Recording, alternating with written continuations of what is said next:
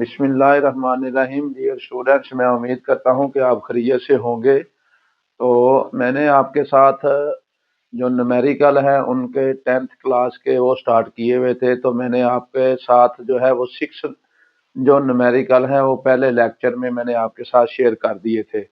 12 unit मैंने आपके साथ स्टार्ट किया हुआ है। तो आज जो हमने करना है वो आपको मैं जो न्यूमेरिकल नंबर है 12.7 उससे मैंने आपके साथ जो है वो स्टार्ट लेना है।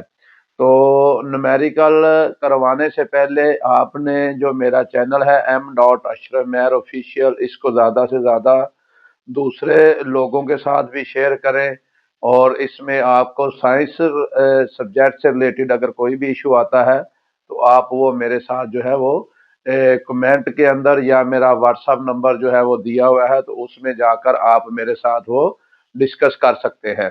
अब डियर स्टूडेंट्स, इसके यूनिट के जो है वो न्यूमेरिकल आज मेरी कोशिश होगी कि मैं इनको आपके साथ जो है वो खत्म करूं और नेक्स्ट फिर इंशाल्लाह ताला नेक्स्ट लेक्चर के अंदर जो है नेक्स्ट यूनिट आपके साथ वो स्टार्ट होगा। तो इसमें हमारे पास जो 12.7 है, Nabila uses a concave mirror. Nabila जो है वो कनकेव मिरर का यूज करती है जब वो अपना मेकअप कर रही होती है। The mirror has the radius of the curvature, जो दिया हुआ है वो 38 सेंटीमीटर दिया हुआ है। अब इसका रेडियस ऑफ कर्वेचर कितना दिया हुआ है? 38। What will be the focal length of the mirror? तो ए पार्ट के अंदर आपने क्या करना है कि आपने फोकल लेंथ जो है इसकी फाइंड आउट करनी है। और दूसरा ये बताना है कि Nabila is located 50 centimetre from the mirror, के नबीला जो है वो where will her image appear. तो आपने जो है वो 50 सेंटीमीटर इसका जो है वो डिस्टेंस दिया हुआ है कि मिरर से जो फासला है इसका वो आपके पास कितना है? 50 सेंटीमीटर दिया हुआ है। तो आपने क्या करना है, जो है इमेज जो है वो कहाँ पे अपीयर हो रही है उसको हमने फाइंड आउट करना है।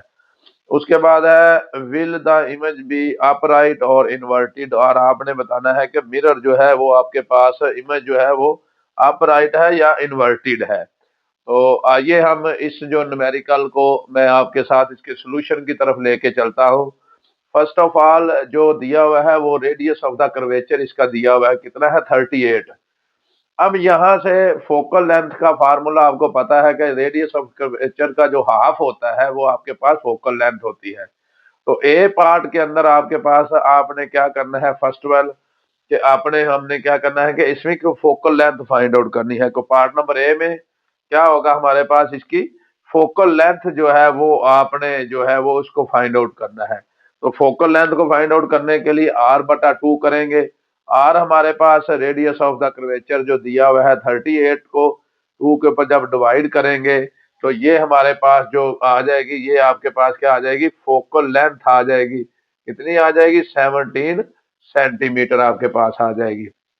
अब ये वाला जो है मिरर से फासला जो है वो 50 सेंटीमीटर दिया हुआ है। आपको मैंने कल भी बताया था कि जो मिरर से जो आपके पास जो फासला होता है उसको भी आपने क्या दिया हुआ है, यानी कि इसको पी से ज़ाहिर करना होता है हमने। तो 50 सेंटीमीटर है और इमेज का जो फासला है मिरर से फासला वो आपके पास कितना है? क्यू हमने फाइंड आउट करना है।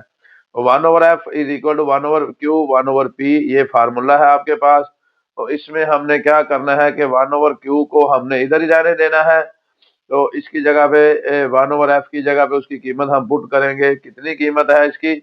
ये जब इसको हम डिवाइड करेंगे तो ये 19 सेंटीमीटर आएगा। सॉरी, ये 17 मैंने लिखा हुआ था, 19 सेंटीमीटर है। तो इसको जब हम पुट करेंगे तो ये 19 आ जाएगा 1/q, वैसे का वैसे 1/p हमारे पास क्या आ जाएगा? ये वाला आपके पास जो है वो 1/50 जो दिया हुआ है। तो आप 50 को ये 1/19 इधर रह जाएगा, ये प्लस का साइन है, दूसरी साइड पे जाके ये माइनस हो जाएगा आपके पास। तो ये 1/50 आ जाएगा। 1 को 19 पे डिवाइड करेंगे 0.052 आ जाएगा। 1/50 को जब डिवाइड करेंगे 0.02 आ जाएगा। अब इसमें से 0.052 को माइनस करेंगे 0.02 में से, जब इसको इसमें से माइनस करेंगे तो इसका आंसर आएगा 0.032 आपके पास आ जाएगा 1/q का। अब आपने क्या करना है, Q को हम इधर मल्टीप्लाई करेंगे और 0.032 को नीचे में ले जाऊंगा। अब 1 को डिवाइड करूंगा 0.032 के ऊपर तो ये आपके पास जो क्यू का आंसर आ जाएगा 31.25 जो सेंटीमीटर है आपके पास, ये आपके पास आ जाएगा। अब क्यू जो है ये आपके सामने क्या है, पॉजिटिव आंसर इसका आया हुआ है। अगर क्यू का आपके पास पॉजिटिव आंसर आता है तो जो इमेज बनेगी वो आपके पास क्या होगी, इन्वर्टेड इमेज होगी। तो आपने लिखना है इमेज विल बी इन्वर्टेड। तो इधर हमने क्योंकि क्यू मुस्बत है, क्यू इज पॉजिटिव, अगर इंग्लिश में हमने लिखना है तो इसको थोड़ा सा इंग्लिश में भी मैं आपके साथ एक्सप्लेन कर देता हूं, ताकि आप इंग्लिश मीडियम वाले जो बच्चे हैं तो आप उसको भी लिख सके। क्यू इज पॉजिटिव, तो आगे क्या होगा, therefore image will be inverted, image will be inverted. तो आपने क्या करना है, इमेज आपके पास जो होगी वो क्या होगी, इन्वर्टेड इमेज जो है वो बनेगी। ये आपने इसको इंग्लिश में थोड़ी सी आपने स्टेटमेंट लिख देनी है। ये सी पार्ट के अंदर आपने ये वाला करना है आपके पास। ये था डियर स्टूडेंट्स आपके पास जो न्यूमेरिकल नंबर आपके पास 12 पॉइंट जो 7 था वो मैंने आपके साथ डिस्कस किया है। बेसिकली जो 12.7 था उसमें हमने 3 पार्ट जो है वो डिस्कस करने थे। फर्स्ट पार्ट में मैंने फोकल लेंथ का आपको बताया था, वो दूसरे पार्ट के अंदर जो है वो हमने क्यू की वैल्यू निकालनी है, और तीसरे पार्ट के अंदर हमने ये बताना था कि जो आपके पास इमेज बनती है वो अपराइट बनेगी या इन्वर्टेड इमेज बनेगी। तो तीनों पार्ट मैंने आपके सामने जो है इनको डिस्कस मैंने कर दिया है। अब इसी तरह जो 12.8 है numerical number, an object 4 centimeter high is placed at the distance of the 12 centimeter from the convex lens। जिस्म की जो ऊंचाई है वो आपके पास है, यानी कि height of the object 4 centimetre दी हुई है, और जो आपके पास दिया हुआ है कन्वेक्स लेंथ की फोकल लेंथ जो दी हुई है वो आपके सामने कितनी दी हुई है, वो 8 सेंटीमीटर जो है वो दी हुई है। अब इसी तरह हमने जिस्म का जो फासला है उसको हमने क्या करना है, जिस्म का फासला पी भी हमारे पास कितना दिया हुआ है, ये आपके पास 12 सेंटीमीटर जो है ये दिया हुआ है। और इसी तरह जो आपके पास है, अब फोकल लेंथ सॉरी इसकी 15 आपके पास दी हुई है। कितनी फोकल लेंथ है, 15 सेंटीमीटर जो है वो आपके सामने जो है वो दी हुई है, क्योंकि फोकल लेंथ की वैल्यू हमारे पास कितनी है, 15 सेंटीमीटर है। जिस्म का फासला पी है।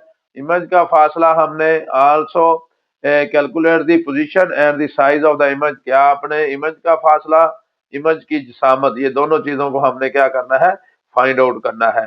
तो इसमें डियर स्टूडेंट जो आपके पास जो है वो वैल्यू मैंने क्या किया है कि 1/f is equal to 1/q plus 1/p है। तो 1/q को मैंने एक साइड पे रहने दिया है, 1/f माइनस इसको उठा के मैं दूसरी साइड पे ले गया हूँ, तो 1/8।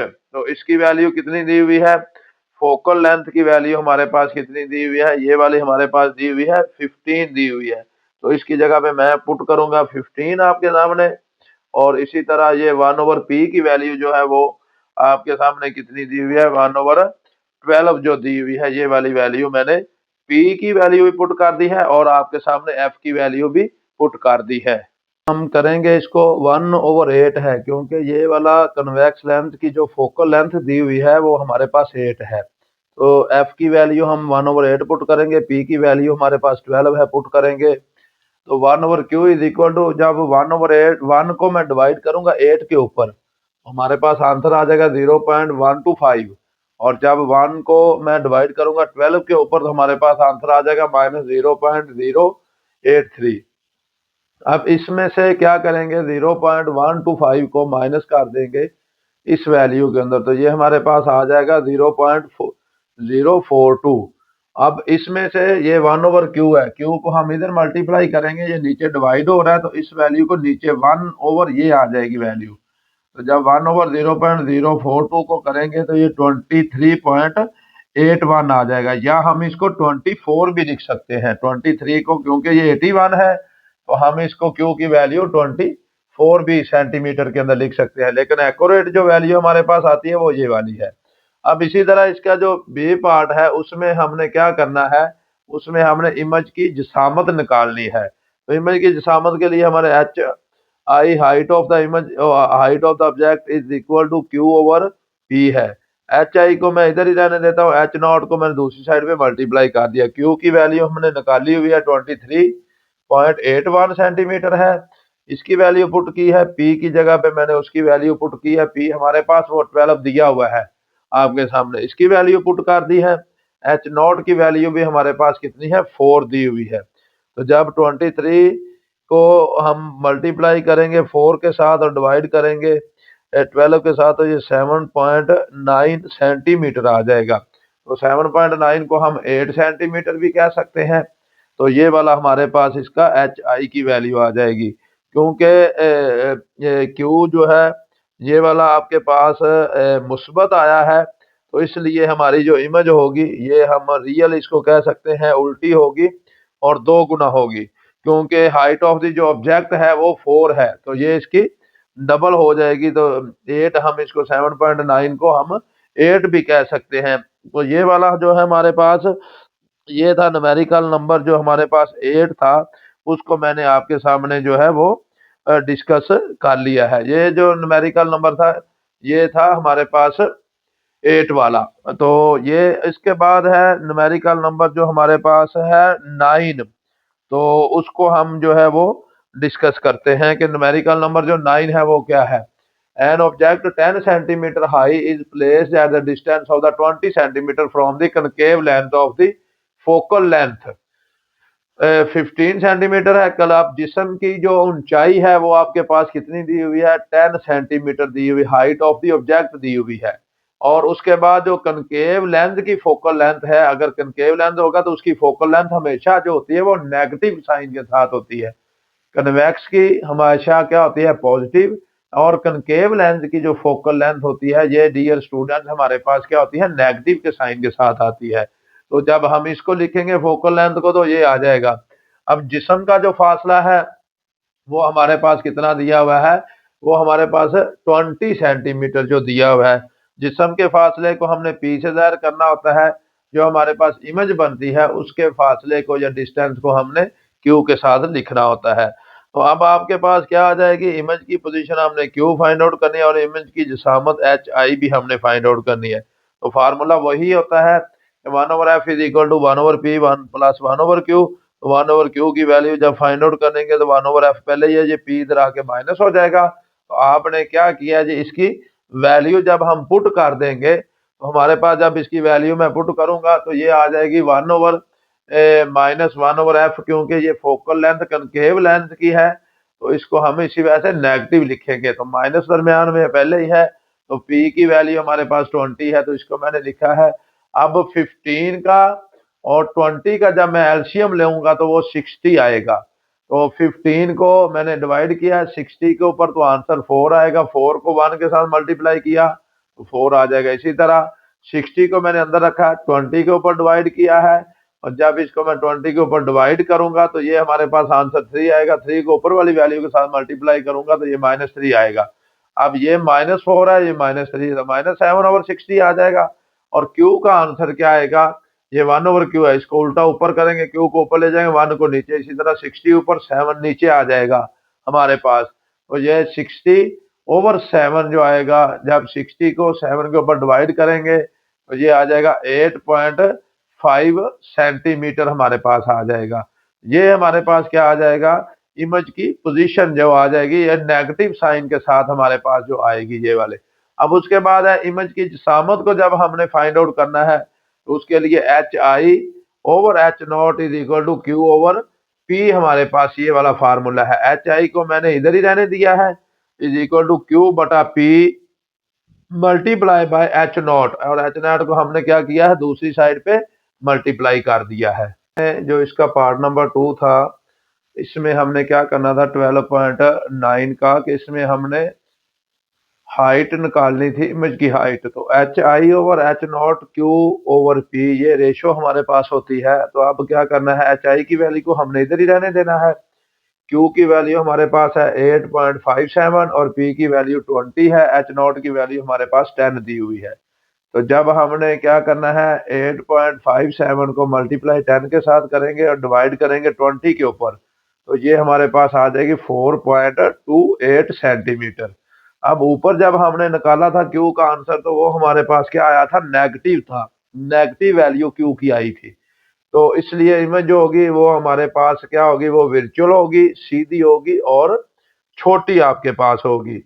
ये वाली नीचे वाली आपने स्टेटमेंट इसको लिख लेना है कि ये वाली इमेज जो है वो आपके पास वर्चुअल इमेज होगी, अपराइट होगी और आपके पास क्या होगी, स्मॉल इमेज बनेगी। तो ये था कि हमारे पास जो न्यूमेरिकल नंबर था हमारे पास 9। अब इसी तरह जो 10 वाला न्यूमेरिकल है, एक convex lens of the focal length, जो कन्वेक्स लेंस की फोकल लेंथ है वो 6 सेंटीमीटर दी हुई है, is to be used to form a virtual image. तो वो वर्चुअल इमेज बनाती है। The size of the object where must the length be, तो वर्चुअल इमेज बनाती है 3 times the size of the object. यानी कि हमारे पास क्या बनती है, उसमें वर्चुअल इमेज बनती है किसके साथ, वो 3 टाइम्स होती है साइज ऑफ द ऑब्जेक्ट के साथ। तो अब आपने क्या करना है, इसमें हमारे पास where must be the length be placed, तो लेंथ आपके पास कहाँ पे उसका वो प्लेस करता है। कन्वेक्स लेंस की फोकल लेंथ 6 है और इसको हमने मैग्निफिकेशन दे दी, हमारे पास कितनी है, वो 3 टाइम्स दी हुई है, या इसको हम उर्दू मीडियम वाले लिखेंगे 3 गुना भी लिख सकते हैं। 3 टाइम्स को हम गुना कहते हैं। तो एम का फार्मूला हमारे पास होता है क्यू बटा पी। तो क्यू, एम की वैल्यू हमारे पास 3 दी हुई है, क्यू ओवर पी। तो पी को जब क्यू की वैल्यू निकालेंगे तो इस पी को हमने दूसरी साइड पे मल्टीप्लाई कर दिया, 3p आ जाएगा। और इसके साथ माइनस साइन मैंने वर्चुअल जो इमेज है इस वजह से मैंने माइनस का 3 लगाया है, 3p किया है, क्योंकि वर्चुअल इमेज के साथ हमारे पास नेगेटिव का साइन आता है। तो फार्मूला हमारे पास होता है 1/f is equal to 1/p plus 1/q। तो 1/f की वैल्यू है 1/6, 1/p वैसे का वैसे, 1/q की जगह पे भी ये 3p मैंने पुट कर दिया है। ये प्लस का साइन है, ये नेगेटिव का साइन है, तो ये हमारे पास क्या होगा, ऊपर जाके वो नेगेटिव हो जाएगा। जब इन दोनों वैल्यू का मैं एलसीएम लूंगा तो एलसीएम हमारे पास 3p आएगा। तो अब हमारे p के साथ कैंसिल हो जाएगा, सिर्फ ये 3 रह जाएगा, 3 ऊपर 1 के साथ मल्टीप्लाई होगा तो 3 आ जाएगा। ये 3p के साथ कैंसिल होकर अकेला 1 रह जाएगा, तो ये 1 इसके साथ आ जाएगा। 3 में से जब हम 2 निकालेंगे, 3 में से 1 निकालेंगे 2 रह जाएगा, ओवर 3p वैसे का वैसे आ जाएगा। और ये 1/6 भी आपके पास वैसे का वैसे आ जाएगा। तो अब हमने क्या किया, 3p को इधर मल्टीप्लाई कर दिया, 6 को 2 के साथ, यानी कि क्रॉस मल्टीप्लीकेशन मैंने कर दी है। तो जब ये 3 और p के दरमियान हमारे पास मल्टीप्लीकेशन का साइन है तो ये नीचे जाके डिवाइड हो जाएगा। 3 को 6 के साथ मैंने कैंसिल कर दिया है तो ये 2 आ जाएगा। 2 को 2 के साथ मल्टीप्लाई करेंगे तो ये हमारे पास 4 सेंटीमीटर आ जाएगा। तो अब नीचे हमने क्या करना है कि लेंथ जो है ये हमारे पास 4 सेंटीमीटर के डिस्टेंस के ऊपर जो हम उसको प्लेस करेंगे। ये था हमारे पास जो इसका न्यूमेरिकल नंबर जो था वो हमारे पास है 12.10। इसी तरह 12.11 है, a ray of a light from the air is incident on the liquid surface at the angle of incidence. हमारे पास एंगल ऑफ इंसिडेंस जो दिया हुआ है लाइट रे का, जो कि इंसिडेंट होती है लिक्विड सरफेस के ऊपर, तो उसका जो एंगल ऑफ इंसिडेंट है वो 35 डिग्री दिया हुआ है। Calculate the angle of the refraction आपने फाइंड आउट करना है। अगर उसका रिफ्रैक्टिव इंडेक्स जो है वो कितना दिया हुआ, 1.25। Also calculate the critical angle between the liquid air interface. अब आपने इसका क्या करना है कि एक तो क्या करना है, आपने एंगल ऑफ रिफ्लेक्शन को फाइंड आउट करना है, दूसरा हमने क्रिटिकल एंगल जो है वो इसका हमने फाइंड आउट करना है। हमारे पास 12.11 है, एंगल ऑफ इंसिडेंस जो दिया हुआ है हमारे पास, उसको एंगल की ये अलामत है, इसको आई से ज़ाहिर करते हैं, ये 35 डिग्री दिया हुआ है। रिफ्रैक्टिव इंडेक्स को हमने एन से लिखना होता है, तो ये हमारे पास होता है 1.25। एंगल ऑफ रिफ्रैक्शन जो है ये हमने क्या करना है, इसमें फाइंड आउट करना है। तो ये वाला हमारे पास आर की वैल्यू है, एंगल आर हमने फाइंड आउट करना है। तो स्नेल का कानून जो होता है, या according to Snell law, N is equal to होता है sine I over sine R. तो हमने क्या करना है, बेसिकली आर की वैल्यू को फाइंड आउट करना है। तो साइन आई को हम इधर मल्टीप्लाई करेंगे, एन को नीचे ले आएंगे। साइन आई, साइन वैसे का वैसे ही आई की जगह पे मैंने वैल्यू 35 पुट कर दिया है, और एन हमारे पास 1.25 है। साइन 35 की वैल्यू मैंने लिखी है। अब साइन जो 35 होता है, ये हमारे पास कितना होता है, इसकी वैल्यू हम हमारे पास होती है कि साइन जो है 35 हमारे पास होता है 0. ये आपके पास इसकी जो वैल्यू आ जाएगी, ये हमारे पास इसकी वैल्यू आएगी 0.5224। ये आ जाएगा साइन 35, और इसको 1.25 के ऊपर अगर हम डिवाइड करेंगे तो ये आ जाएगा 1.25। तो इसके ऊपर जब हम डिवाइड करेंगे तो ये आ जाएगा 0.45 आएगा, या इसकी वैल्यू हम 4.2 इसकी वैल्यू हमारे पास आ जाएगी। तो इसको जब हम साइन इनवर्स लेंगे तो ये हमारे पास आ जाएगा एंगल जो है, ये आर को रिफ्लेक्शन आ जाएगा, रिफ्रैक्शन, क्योंकि इधर ये साइन आ रहा है। जब ये दूसरी साइड पे जाएगा तो ये साइन इनवर्स हो जाएगा। तो कैलकुलेटर से अगर हम शिफ्ट दबा के तो इसकी वैल्यू लेंगे तो एंगल जो है ऑफ रिफ्रैक्शन हमारे पास आ जाएगा, वो 27.30 आपके पास आ जाएगा। अब आगे हमने इसकी वैल्यू में क्या करना है कि क्रिटिकल एंगल को फाइंड आउट करना है। तो क्रिटिकल एंगल को जब हमने फाइंड करना है तो क्रिटिकल एंगल की वैल्यू हमारे पास क्या होती है कि इसको हमने सी से ज़ाहिर करना होता है। जब इसको हमने भी अकॉर्डिंग टू, जब भी क्रिटिकल एंगल लेना होता है तो उसमें हमारे पास एंगल ऑफ रिफ्रैक्शन जो होता है, इसकी वैल्यू आर की जो वैल्यू होती है ये 90 डिग्री आपके पास होती है। तो इसमें हमने क्या करना है कि एन हमारे पास वही है 1.25। तो स्नेल लॉ के मुताबिक साइन आर ओवर साइन आई होता है।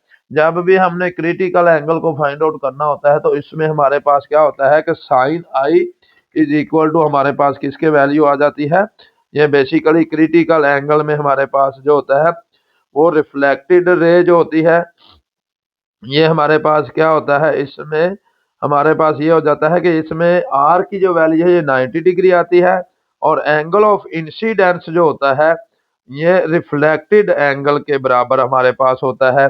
यानी कि क्रिटिकल जो आई की वैल्यू होती है, बेसिकली इसको हमने क्या कहना होता है, आई इज इक्वल टू हमारे पास ये किसके होता है, सी के बराबर होता है।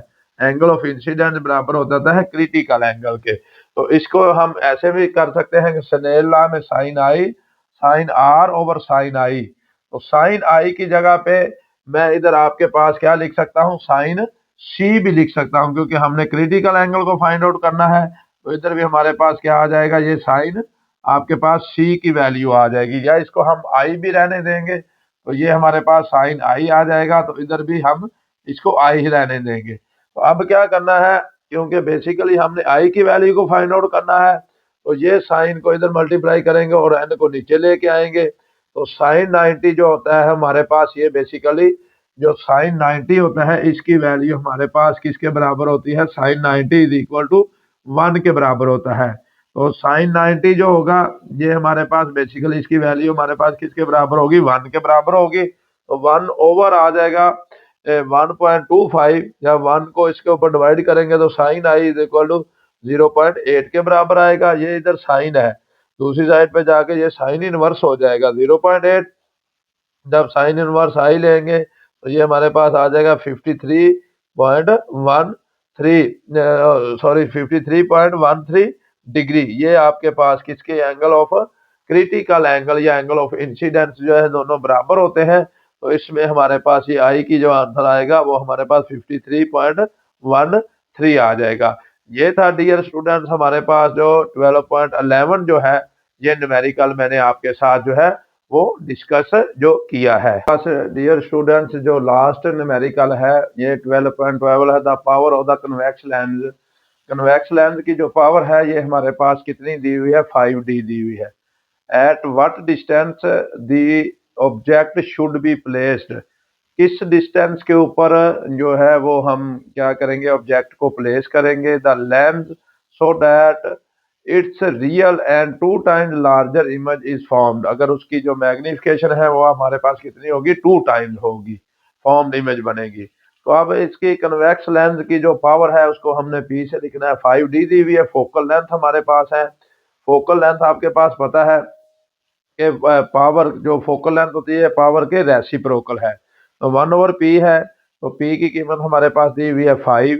तो इसको जब हम 1/5 लिखेंगे, P की वैल्यू ऊपर पुट करेंगे तो ये 1/5 ये 0.2 मीटर आ जाएगी। अब 0.2 को सेंटीमीटर में हमने कन्वर्ट करने के लिए 100 के साथ क्या करेंगे, मल्टीप्लाई करेंगे। जब इसको हम क्या करेंगे, 0 पॉइंट हमारे पास 2 मीटर आया है, तो इसको जब हमने सेंटीमीटर में लेके आना है 0.2 को, तो इसको मैं मल्टीप्लाई करूंगा किसके साथ, 100 के साथ। तो इसका जब डेसिमल खत्म करेंगे तो डेसिमल की जगह पे 1 आ जाएगा, तो ये मल्टीप्लाई करेंगे 100 के साथ, तो ये 0 के साथ कट जाएगा, तो ये आपके पास क्या आ जाएगा, 20 सेंटीमीटर आ जाएगा। यानी कि हमने 0.2 को मीटर में सेंटीमीटर में कन्वर्ट करने के लिए क्या करना है, 100 के साथ क्या किया है, मल्टीप्लाई किया है। तो वो हमारे पास कितना आ जाएगा, 20 सेंटीमीटर आ जाएगी। क्या आ जाएगी, फोकल लेंथ आपके पास आ जाएगी। अब जिस्म का जो फासला होगा इसको हमने P से लिखना है। मैग्निफिकेशन आपके पास उन्होंने 2 टाइम्स लार्जर इमेज जो दे दी है उसकी। आपको एक पता है कि मैग्निफिकेशन का जो फार्मूला होता है M=Q/P होता है। तो आपके पास m की वैल्यू जो है ये 2 दी हुई है, Q/P। तो Q की वैल्यू निकालने के लिए P को दूसरी साइड पे हम क्या करेंगे, मल्टीप्लाई करेंगे, तो ये आ जाएगा 2P Q की वैल्यू। फार्मूला जो है आपके पास वो ये है 1/f = 1/P + 1/Q। तो 1/f ये हमारे पास फोकल लेंथ दी हुई है 1/20, 1/P वैसे का वैसे, 1/Q की वैल्यू हमारे पास ये 2P है। अब अगर ये रियल इमेज है, अगर वर्चुअल इमेज होती हमारे पास इधर, तो हम इसके साथ माइनस लगाते। 2 के साथ क्या लगाना था, P के साथ माइनस का साइन लगाना था अगर हमारे पास वर्चुअल इमेज होती। लेकिन ये हमारे पास रियल इमेज है, इसी वजह से ये इसके साथ हमने Q को पॉजिटिव रखा हुआ है। तो इसका जो एलसीएम लिया है P का और 2P का, 2P एलसीएम आ जाएगा, P के साथ कट जाएगा, तो ये 2 रह जाएगा, 2 1 के साथ मल्टीप्लाई होकर 2 आ जाएगा, 2P के साथ कैंसिल, और ये ऊपर 1 आ जाएगा। तो ये 1/20 वैसे का वैसे आ जाएगा। तो 2 + 1 तो ये आपके पास 3 आ जाएगा, और नीचे डिवाइडेड बाय 2P है। अब इसको क्रॉस मल्टीप्लाई जब करेंगे 2P को 1 के साथ और 20 को 3 के साथ, तो ये हमारे पास आ जाएगा 2 और P के दरमियान में यहाँ पे मल्टीप्लीकेशन का साइन है, ये नीचे जाके डिवाइड हो जाएगा। 3 × 20 डिवाइडेड बाय 2, तो ये 2 इसके साथ 20 के साथ डिवाइड होकर 10 आ जाएगा। 3 वैसे का वैसे आ जाएगा। 3 को जब हम 10 के साथ मल्टीप्लाई करेंगे तो ये हमारे पास जो इसका आंसर आ जाएगा 30 सेंटीमीटर आ जाएगा। ये हमारे पास बेसिकली क्या आ जाएगा, जिस्म का फासला आ जाएगा, कितना आ जाएगा, 30 सेंटीमीटर आ जाएगा। तो ये था डियर स्टूडेंट हमारे पास जो मैंने आपके सामने किया है न्यूमेरिकल नंबर 12.12। ये 3rd यूनिट के जो न्यूमेरिकल थे वो आज वाले लेक्चर में मैंने आपके साथ जो है वो शेयर कर दिए हैं। अब इनमें अगर कोई भी मसला होगा तो आपने वो मेरा जो चैनल है M.Ashraf Mer ऑफिशियल, उस पे मेरा व्हाट्सएप नंबर भी दिया हुआ है। तो आप जो भी आपको इसमें प्रॉब्लम आती है या जो भी दिक्कत आपके सामने आती है तो आप वो मेरे साथ उसमें डिस्कस कर सकते हैं। अगर इसको मेरे चैनल को डियर स्टूडेंट्स आप इसको ज़्यादा से ज़्यादा दूसरे लोगों के साथ भी शेयर करें, और इसको आप ज़्यादा से ज़्यादा बेल आइकॉन का बटन भी प्रेस करें ताकि ज़्यादा से ज़्यादा वीडियो जो है वो आपके साथ आती रहे। और और अगर कोई भी साइंस सब्जेक्ट्स के रिलेटेड अगर आपको कोई भी प्रॉब्लम आता है या कोई इशू आता है तो आप मेरे साथ उसको डिस्कस कर सकते हैं। ओके बेटे, अल्लाह हाफिज़।